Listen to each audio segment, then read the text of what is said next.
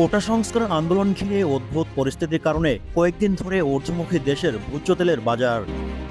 এর মধ্যে সীমিত পরিসরে ব্যাংক সেবা ও পণ্যবাহী যান চলাচল শুরু হলেও সংকট কাটেনি। পাইকারিতে ভোজ্য তেলের বাজার ঊর্ধ্বমুখী রয়েই গেছে, আর পাইকারি বাজারে দাম বাড়ায় খুচরা বাজারে তার প্রভাব পড়েছে।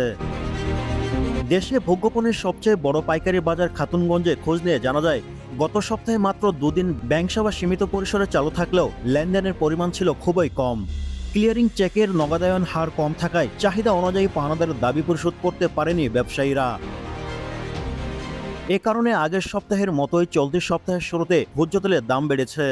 ভ্যাট দায়মুক্ত থেকে লাভজনক ব্যবসা পরিচালনার বিশ্বস্ত সহযোগী দ্য রিয়েল কনসালটেশন। স্বচ্ছ ভ্যাট আইনে দক্ষ ন্যায্য ভ্যাট প্রদানে। গত 4 দিনের ব্যবধানে ভোজ্য তেলের দাম দ্বিতীয় দফায় বেড়েছে মণ প্রতি 37.32 কেজি, প্রায় 100 থেকে 120 টাকা।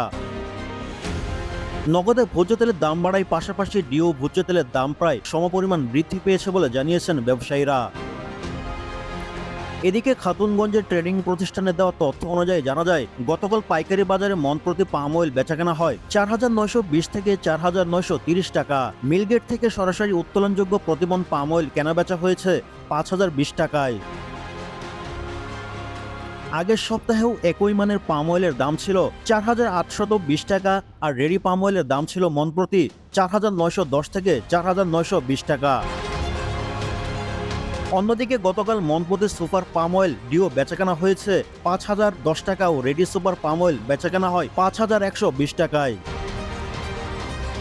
এ বিষয়ে খাতুনগঞ্জের ভোজ্য তেল ব্যবসায়ী আব্দুর রাজ্জাক গণমাধ্যমকে বলেন, দেশে চলমান পরিস্থিতির কারণে প্রায় 2 সপ্তাহ ধরে দেশের ভোগ্যপণ্যের বাজার অস্থিতিশীল। ব্যাংকিং চ্যানেলে লেনদেনের সমস্যার কারণে পণ্য বিক্রি ও সরবরাহ করতে পারেনি ব্যবসায়ীরা।